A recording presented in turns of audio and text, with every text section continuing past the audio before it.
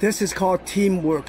One person is watching out for other potential dangers, and then one person below is either shoveling or bulldozing, do whatever they have to do, and then if any intruder come, he would warn the other person to be very careful, be cautious.